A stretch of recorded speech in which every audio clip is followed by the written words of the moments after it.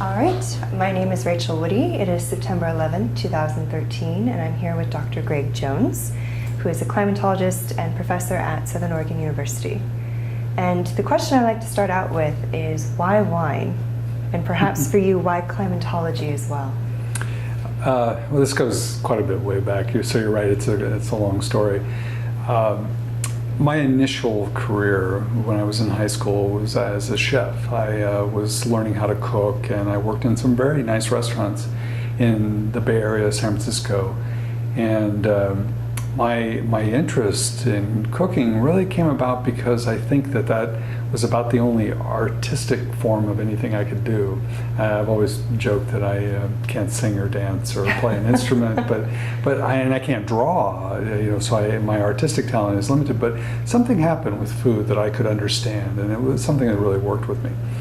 And so learning about food when I was young kind of led into learning about wine, of course, because in restaurants that kind of all tied together. Mm-hmm. So long story short is just that I started off in the restaurant business, and when I went back to school to do my college career and academics, I really wanted to be a professor. And my intent was, I thought originally I was going to be a hydrologist, and I wanted to study water resources and things of that such. And so when I got into my program, and I started taking different classes. I still was interested in hydrology, but I took a climatology class, and I was very keen on kind of what climate was all about. And I remember a professor telling me a story one time. He says, you don't have to be a hydrologist. You can study the atmosphere because a fluid is a fluid is a fluid. And he said all the principles you know about water you can apply to the atmosphere, and it's more dynamic, he said. So he kind of enticed me to be a climatologist. And so the tie between climatology and wine was going through the whole idea of studying agriculture in one way, shape, or form. And right at about the time that I was in my PhD, I was finishing my undergraduate and about ready to start my PhD program at the University of Virginia. Mm-hmm. My dad was right at the time thinking about leaving the medical profession and going into the wine industry. So he started asking me a series of questions that were associated with, well, you're studying this, you're at a Research One university, you have access to all these library and data resources, mm-hmm. and right at about that time, the early parts of the internet were coming into play, so I had access to Mosaic and Gopher and some of those initial things. So my dad started asking questions around, do you know anything about the data or the climate or grape-growing characteristics in these regions, and can we find out something about how that might translate to another region in the world, and if you can find the climate characteristics here, can we match that somewhere else enough to know that we can produce that variety with some confidence? And so the process of my dad asking those questions and myself being kind of down this agriculture climate path, I found the questions that my dad was asking, there weren't a lot of great answers. Mm-hmm. So the more I delved into what we had in library archives at my university, plus Library of Congress and other universities, and the more I looked into the world of wine, I kept finding that viticulturists and wine producers, of course, knew a lot about weather and climate and what it meant to viticulture and wine production. But the big thing that I found was that they weren't studying it in ways I thought were profound enough to develop a greater sense of what was going on. Then on the climate science side of things, as I was in my academic program, I started looking, were there any climatologists that were studying viticulture and wine? Mm-hmm. And there were none. And so what I saw was that my father's asking questions that I can't find answers to. Very few people are doing this kind of research on either side of my interests. And so it was kind of pretty easy for me to say, well, there's a niche of something that academically interests me, has an interest to my family, and something that nobody else is doing. And so I went down that path, and so that's how kind of climate and wine came to be for me. So as I started my PhD program, I had a great major professor at the University of Virginia, and he says, well, do you want to study viticulture in Virginia? And I was like, well, yeah, I think there's some unique things there, but I think really what we need to study the aspects of this in a place where I can find the longest data sets available that gives us a historical perspective and allows us to understand the relationships better. And so naturally it caused me to turn to Europe and to look at places in Europe. And so, of course I looked in Italy and Spain and France and Germany. And it ended up being Bordeaux where I settled on. And Bordeaux was a great place because the academic institutions there were very welcoming to me. And some of the producers were very welcoming to me. And so, a young American who didn't speak French coming knocking on the door, it wasn't easy, but they started opening the door to the idea that I could potentially do some research that could help. And so they shared data with me and information that allowed me to really, at least at some point, I had probably the best historical collection of information on Bordeaux's wine industry of anybody. And I started taking that information to try to better understand how does weather and climate influence the growing of the grapes, the vine, structure, balance, everything, and what does that mean in terms of fruit, composition, characteristics, and then how does that translate into wine? Mm-hmm. So as I was doing this, I was doing my dissertation work in Bordeaux and then working at the University of Virginia. And the whole time I was doing this, I was still helping my dad look for the place to grow Tempranillo, which was his main interest, Spanish varieties. So I was kind of doing two things at once, so to speak. And so that's kind of how I ended up studying wine. And it was really a fortuitous set of circumstances that, because when I finished, I've kind of become the world's wine climatologist, and it's been very rewarding because I think I found a place where people really weren't doing very much, and now there's just a whole group of people that have kind of followed in some of the research areas that I started, and it's been really rewarding to kind of watch that happen. And I'm sure it's only going to grow more in the future.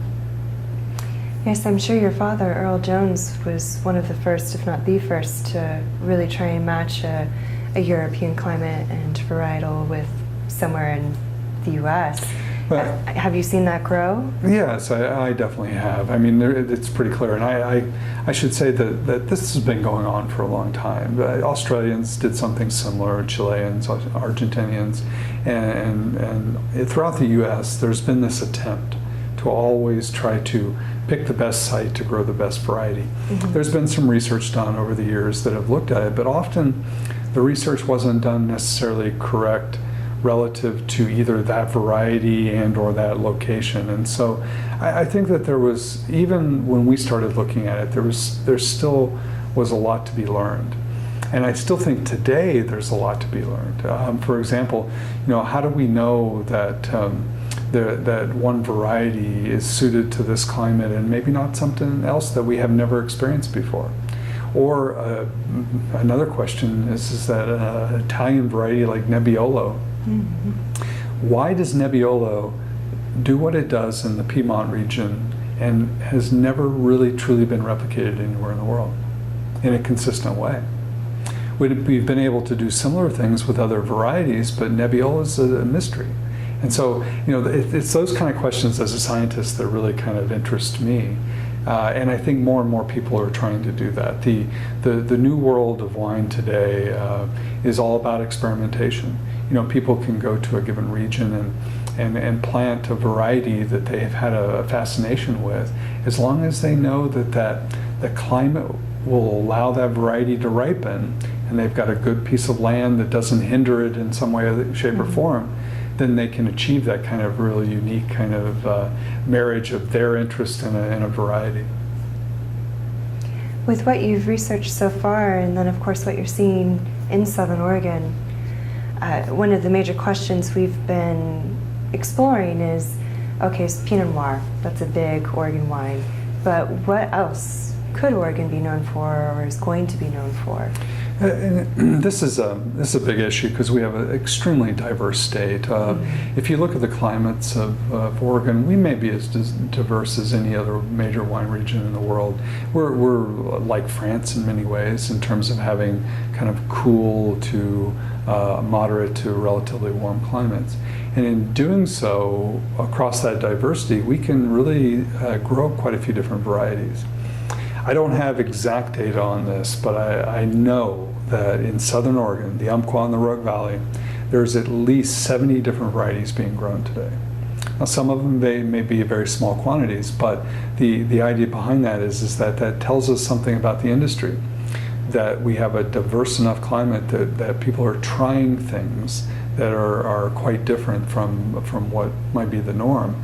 So Oregon is largely known for Pinot Noir because of the cool climate growing region of the Willamette. But Pinot Noir can be grown in southern Oregon as well because we have, again, an extremely diverse climate. And so I think that our state has been built upon the background of this cool climate production of Pinot Noir, Pinot Gris, Chardonnay, Pinot Blanc, those kind of things. But there's a tremendous other number of things that can be done, whether it be Grenache or Malbec or things like Albarino or Verdejo or Tempranillo. Those all have a home here. It's just finding the right site and the right producer with the right approach to maximize that quality and gain the recognition for it. So I think we have just a huge diversity of potential. And could you remind me, how long have you been at Southern Oregon University? I came to Oregon in 1997, so I've been there now. This is going on my 17th academic year there. And it's been a great situation. I took the job. Actually, my father had already bought the land in the Umpqua and started Abasella prior to me moving there. I was teaching at the University of Virginia, and I had finished my dissertation, and I really had just started thinking about looking for a job as a professor somewhere else. So I applied to a whole bunch of jobs all over the country and had a few offers, and as I was going through that process, Southern Oregon University had an opening. Mm-hmm. And so I saw it and I thought, wow, this is kind of interesting. This is in a place not too far from my family. Not too far from some beautiful parts of the country that I just absolutely love, mm-hmm. and also in a small town where I kind of wanted to be able to move to, and a university and a wine industry that really didn't have anybody doing any research for it. So I interviewed, and it just happened that I went through the process, and they offered me a job, and so I took the position and moved out in the summer of '97. And it was a great experience. I remember going to I was out for the interview, and I hadn't told anybody in the family that I was doing this. And so I drove up from Ashland to Roseburg and just knocked on the door and said, "Hey, guess what?" Oh. And so it was pretty exciting to be able to kind of tell the family that. It was nice to be able to move close to where family was. And I have family spread all over the place, but I knew my dad was establishing something, and to mm-hmm. be kind of near that was important because I had kind of helped him be a part of that, and I wanted to continue that. So coming to Ashland was perfect for me in many regards. My wife and I have really enjoyed living there. The small town environment, rural atmosphere, and the industry as it's grown. It was a very small industry when I first got there, and it's just grown in leaps and bounds since then.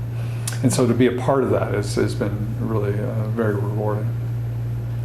When you came to Oregon and Southern Oregon, gosh, in '97, were there about 12 wineries in operation at that time, or was there a bit more? It's probably pretty close to that. Yeah. There may be 15 in all of the Umpqua and the Rogue, but no more than 15. The number of vineyards were also pretty limited. There may have been maybe only about 60 or 70 vineyards, and they were quite scattered in many different locations. The wineries were successful in some ways, and in other ways they really hadn't reached their potential about stepping out and getting recognition from the broader wine market. Some people had had some pretty good success even at that point in time. I think there were some wineries that were making a name for themselves. But there was just this big void in terms of what I thought, things that I could offer as an academic researcher for the region. And so I tried to step into the industry and tell them, listen, this is what I did in my dissertation. This is my kind of background with this. These are kind of things I think that I could do to help you. And then I listened to the industry as well. I've been going to Umpqua Valley Wine Growers Associations and Rogue Valley Wine Growers Association meetings ever since I've been here, and trying to listen to kind of the things that were challenges to them in terms of the types of research that I thought I might be able to do.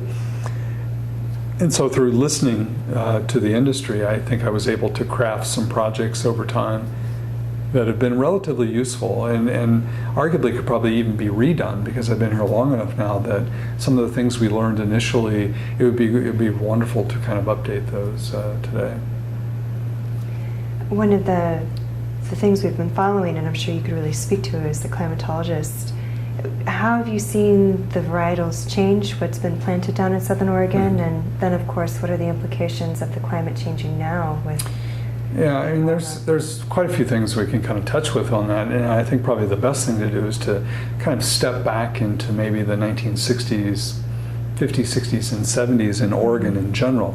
If we look back at that time, and we looked at the ability to grow grapes in Oregon, I can tell you right now, just looking at the data and of course talking to some of the early people, it was a challenge. It was a very big challenge, because the climates typically were either from a summertime temperature standpoint just too cool, or there was too much frost, or there was too much rain at the wrong time. And so the climates back then were not as conducive as they are today for this industry. Down in the Rogue, the limitation I think early on was all about frost. You had to have the absolute perfect site to have a frost-free experience down there, and you know, if you get frost in too many years in a row, you know, it's hard to produce wine. So the climates of the past were challenging, and this is why we have to give so many of the early growers a lot of kudos, because they came to a challenging environment to grow grapes. You know, the pioneers in the Willamette or the Umpqua or the Rogue, they did so hopefully knowing that they were getting into a challenging environment, but seeing also that there was great potential. So they came and they did their thing and went through those early trial and error periods that were, I think, really important to the industry as a whole. But again, the climates back then were difficult. You could arguably look at a 1 in 5 or maybe a 3 in 10 good vintage kind of scenario. And back then, and it was either due to one aspect or another. It was either too cold in the growing season, you had some frost that hurt the vines in the spring, or you end up having too much rain at the wrong time.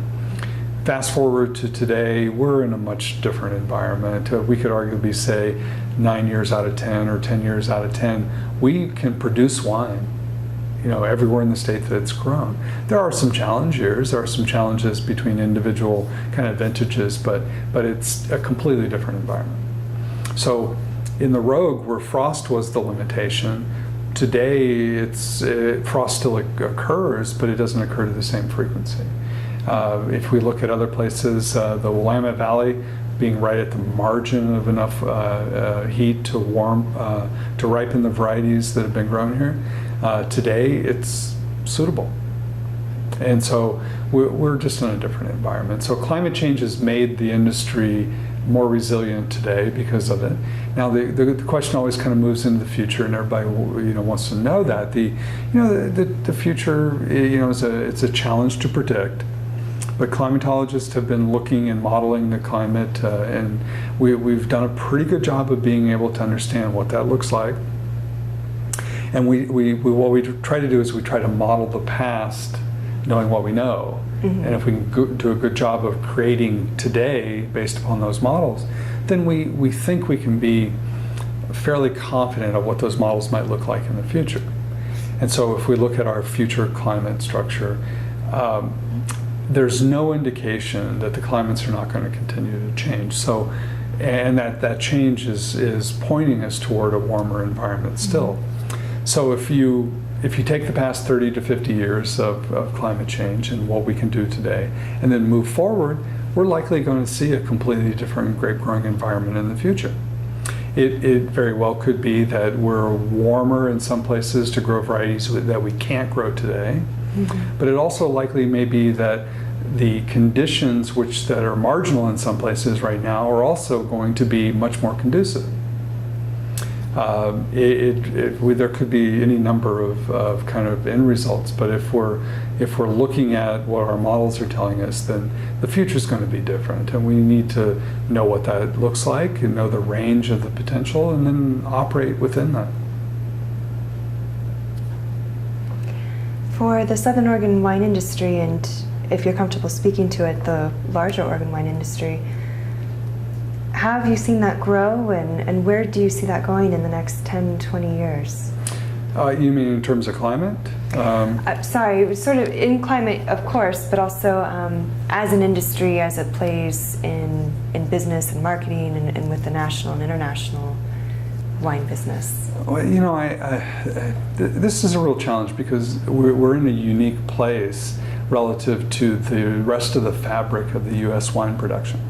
You know, wine is being produced virtually in every state today, and there's regionalities that have developed that are quite interesting. But if you look at the big five, so to speak, in our industry, you know, Oregon, you know, sits at either 4 or 5, depending on, you know, the year and the production. But California is a behemoth. It's just it's just huge in terms of the production in comparison to Oregon. Oregon will never play in that overall game with California in terms of being able to play at a lower price point and be a major competitor in terms of the same level of wines. But Oregon has a place in terms of being able to do things at quality points that potentially are going to be very different than they can be in California and other places.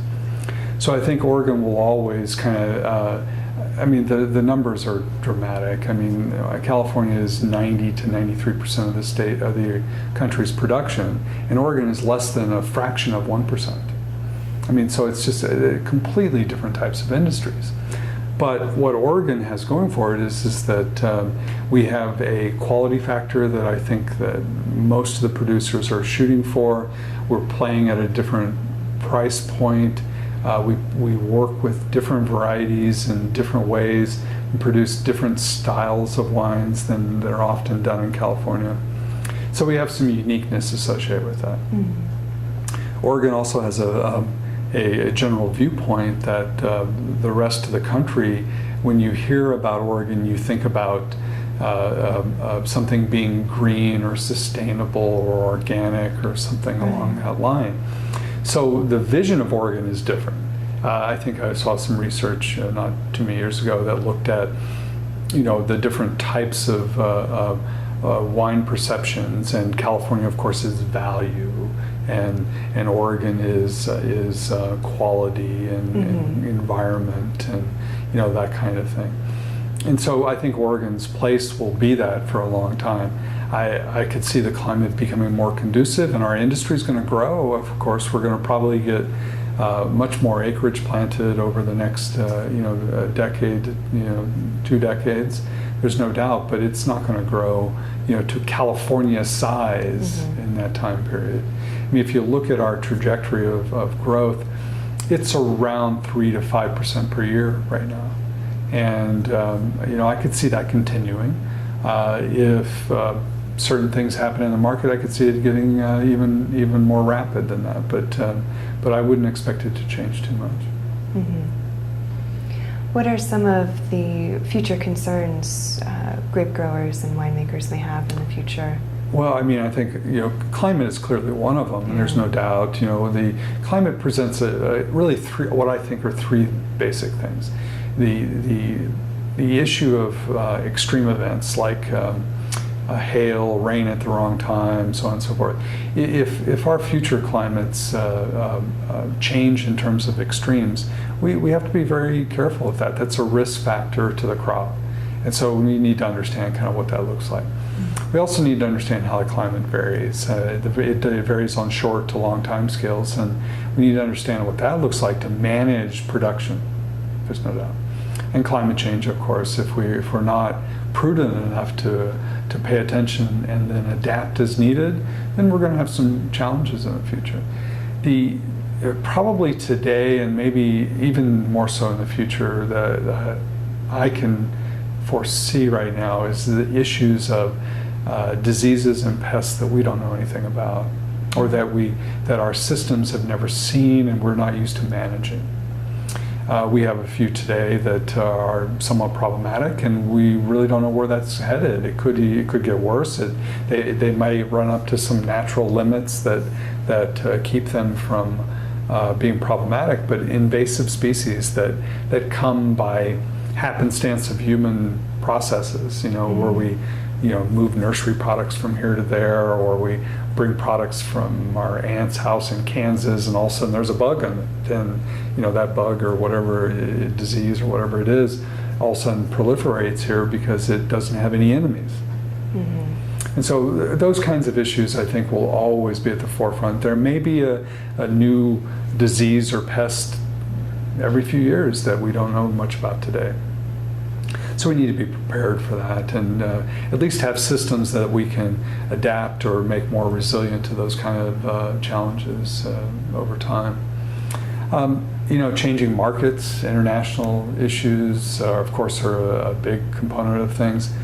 The fact that you can go get a relatively inexpensive bottle of wine, from another country on our store shelves is a challenge, because we're a high-end producing state, and we're going to play at a different price point. So we have to be able to match up the story to that price point and the quality to that price point, so that the consumer is clearly aware that when they buy something from Oregon, it means quality. Right. So for the regional associations and for those concerns in Oregon, it seems like from an outsider perspective that a lot of this, the industry is figuring out together. And of course, they have a couple of specialists such as yourself. Is it pretty much an industry effort, or how are they able to sort of keep an eye out for that and be prepared? Well, the industry and research areas have worked together in some ways pretty powerfully. In other ways, there's a lot to be developed still. We of course have a state system that kind of helps through extension in different ways. But I think probably the biggest thing about the wine grape industry is the ability for the industry to share and collaborate. Mm-hmm. Part of these regional associations, part of their goals are really to share information and or bring in people from outside the area that might be able to help them understand a given challenge or potential within a given area. So I think this whole issue of sharing and educating each other, because the framework behind wine is that if you can carry everybody to a higher quality place, you're all going to be better off. Mm-hmm. And so winemaking processes that increase sanitation and quality consistency after processing in the winery is important, and people share and are working in those arenas as well.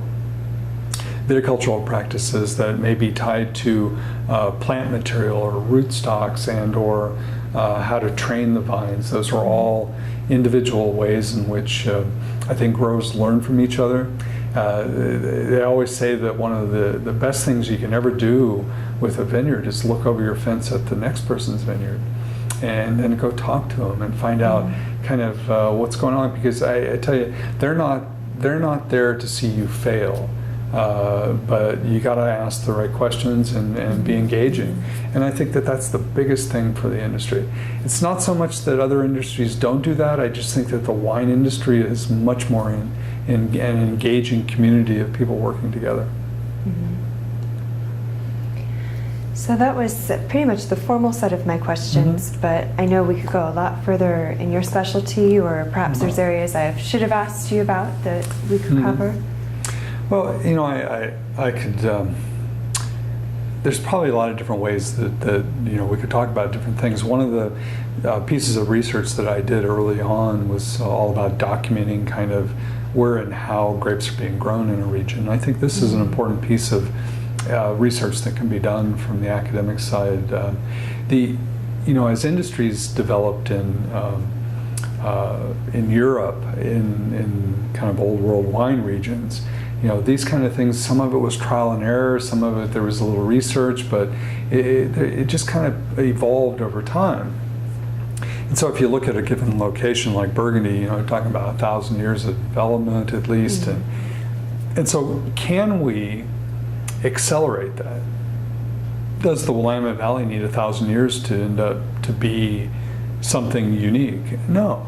I think that today, with the information that we have available and the tools we have available, we can accelerate that kind of knowledge, so we can remove a little bit of the trial and error kind of stage.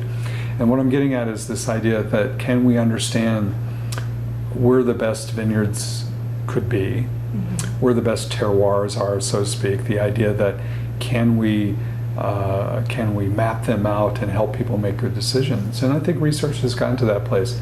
Will we know every answer all the time? No. But the idea is that our tools with spatial data in climate or landscapes or soils, all those kind of things, allow us to be able to say if a given variety or a given known style of wine can be produced on this piece of land in this climate, then where else can we find that in the same area?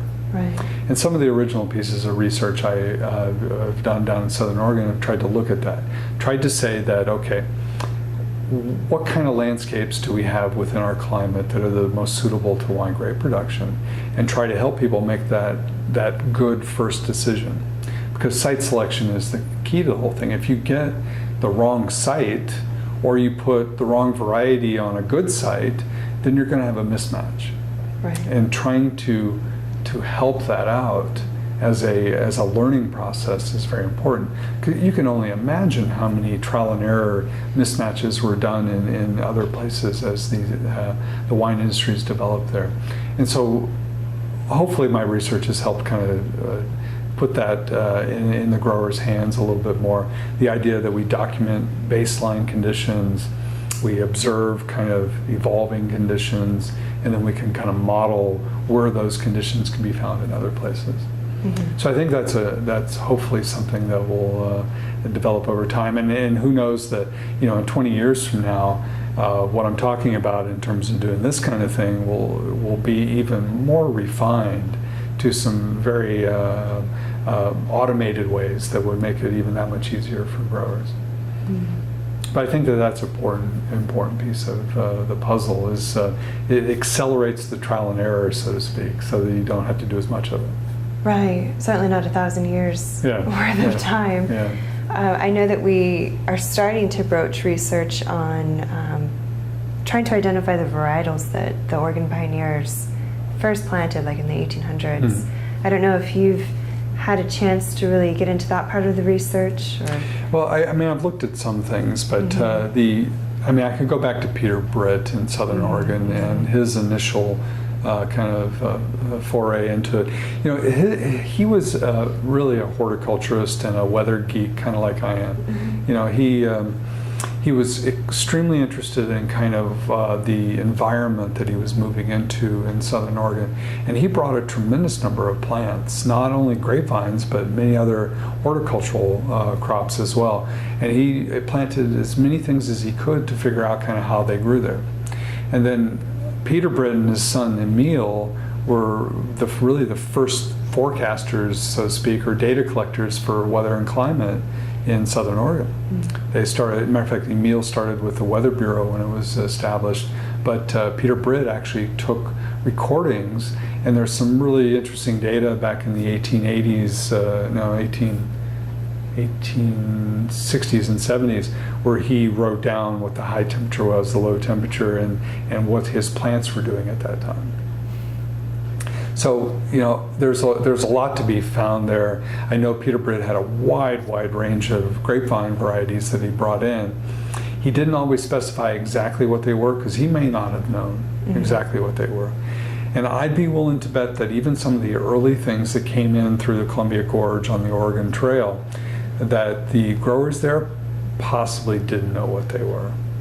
I mean, if you think about it, taking cuttings, dormant cuttings from Europe to the United States, and then moving all the way across the West into parts of really Idaho, up in Clarkson and down in the Snake River Valley, and then across through Washington and into Oregon. As they were bringing these varieties over, I can't imagine that there was perfect knowledge of what they were. And so here's kind of an interesting question.